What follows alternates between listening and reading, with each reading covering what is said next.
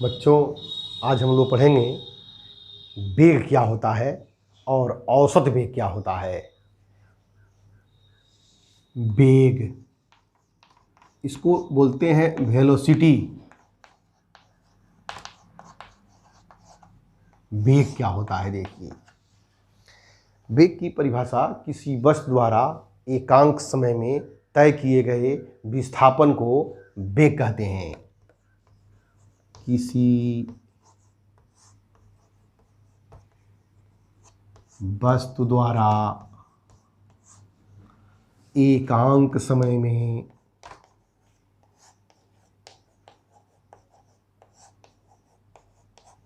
तय किए गए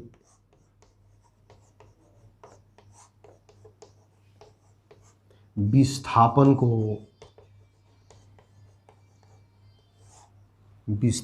को वेग कहते हैं।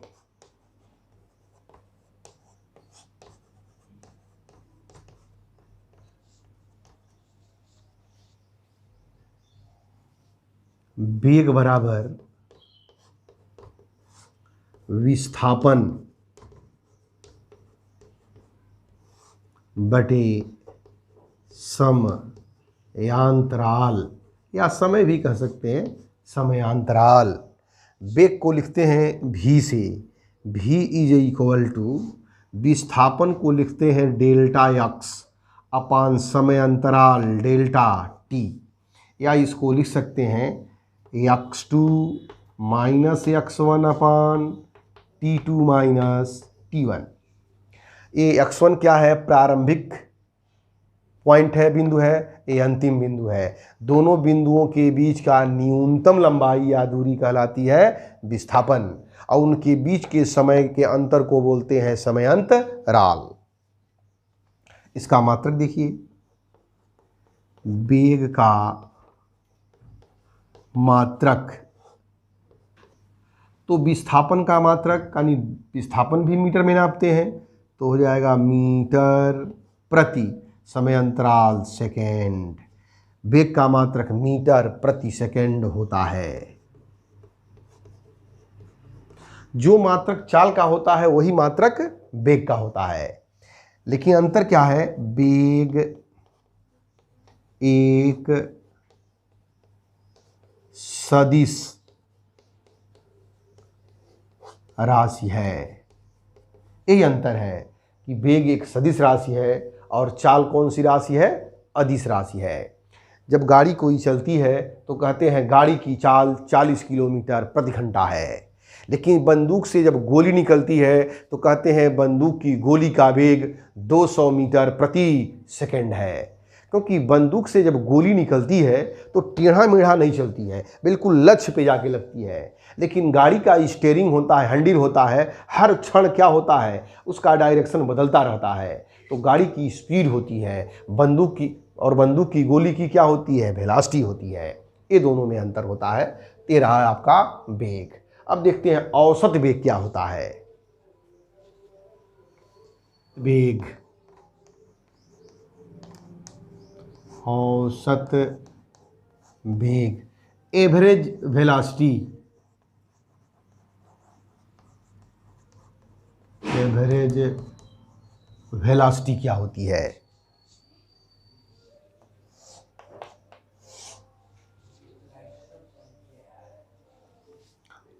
असमान वेग से गतिमान वस्तु द्वारा तय किया गया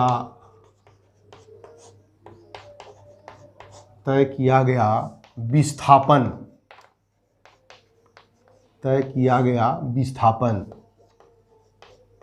तथा उसे तय करने में लगा समय के अनुपात को तथा उसे तय करने में लगा समय के अनुपात को औसत वेग कहते हैं। औसत वेग कहते हैं। औसत वेग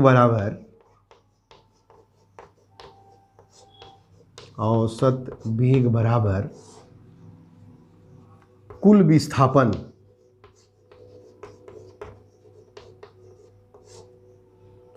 और नीचे हो जाएगा समयांतराल। औसत वेग का ये फार्मूला है। इस पर एक न्यूमेरिकल्स देखिए।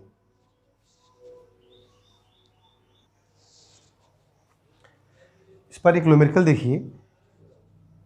राम अपने घर से, एक घर है और यहाँ पर ऐसे रास्ता है इस तरह से, और यहाँ पर उसका स्कूल है। तो ये राम जो है घर से स्कूल जाता है और घर से स्कूल जाने में जो समय लगता है वह 20 मिनट का समय लगता है। t बराबर 20 मिनट का समय लगता है। घर से कहाँ गया? स्कूल। स्कूल से घर आने में भी 20 मिनट का समय लगता है। अगर घर से स्कूल की दूरी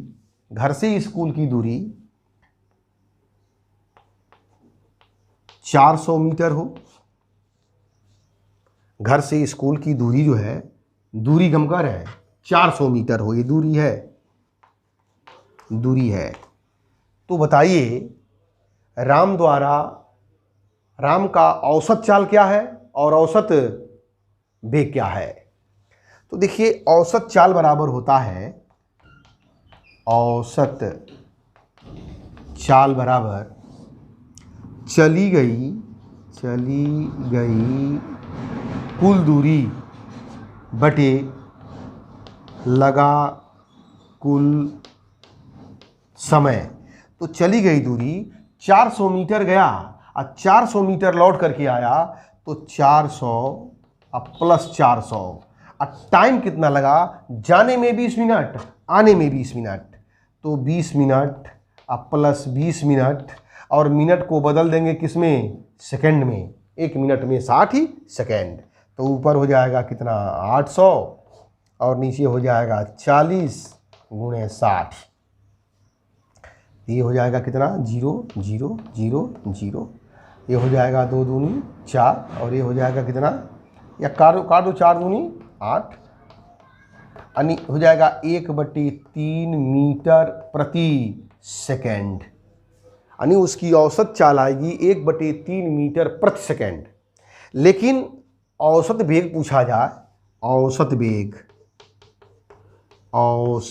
वेग बराबर विस्थापन क्या होता है? प्रारंभिक बिंदु और अंतिम बिंदु के बीच की कौन सी दूरी? न्यूनतम दूरी। तो जहां गया और पुनः लौट करके यहीं पे आ गया, तो कुल विस्थापन इसका हो गया 0। और लगा कितना टाइम? 40 गुणे 60, तो यह बराबर हो जाएगा 0।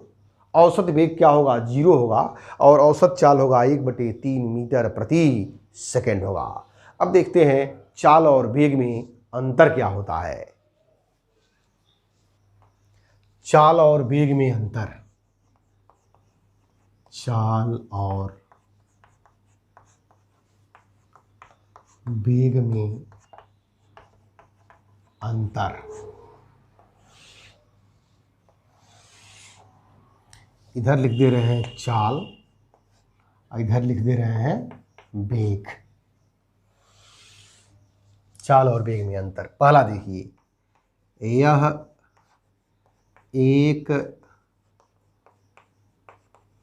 अदिश राशि है और इसमें लिख दे रहे हैं यह एक सदिश राशि है।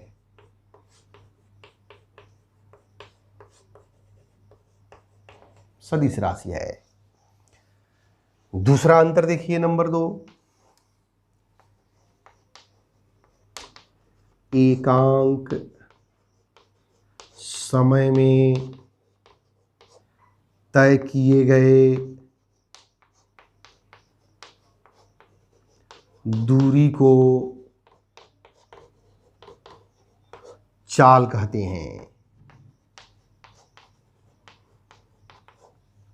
इसमें एकांक समय में तय किए गए विस्थापन को वेग कहते हैं। बहुत इंपॉर्टेंट नंबर 3, यह सदैव धनात्मक होता है। यह मतलब चाल हमेशा क्या होता है, पॉजिटिव आता है, धनात्मक होता है। यह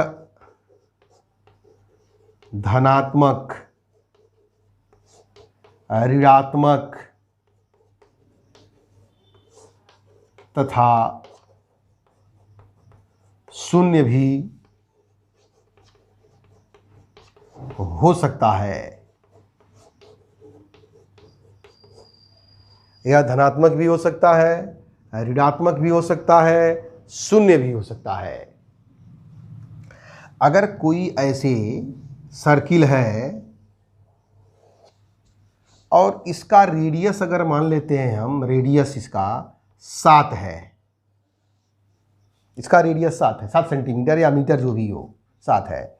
अगर ए बिंदु से चल करके एक चक्कर लगा दे, ए बिंदु से चला और एक चक्कर लगाने में इसे लगा मान लीजिए 11 सेकेंड, एक चक्कर लगाने में कितना लगा, 11 सेकेंड। तो कहा जाए इसकी औसत चाल क्या है या इसकी चाल क्या है, तो चाल जब निकालेंगे, चाल बराबर कुल दूरी होगी, परिध की दूरी होती है 2πr और लगा समय है 11, यह हो जाएगा 2 × पाई की वैल्यू होती है 22/7, अब पहले से है 11, आर की वैल्यू दिया हुआ है 7, 7 से 7 कैंसिल, 11 दूनी 22 यानी 2 दूनी 4 सेंटीमीटर प्रति सेकेंड। लेकिन यहाँ कहा जाए वेग कितना होगा, वेग, तो वेग बराबर विस्थापन क्या होता है, तो ए से चला और ए पे आया तो विस्थापन 0 और टाइम लगाया 11, हो गया ये 0। तो वेग 0 भी हो सकता है, ऋणात्मक भी हो सकता है, धनात्मक भी हो सकता है, लेकिन चाल जो है हमेशा और सदैव क्या रहता है, धनात्मक होता है।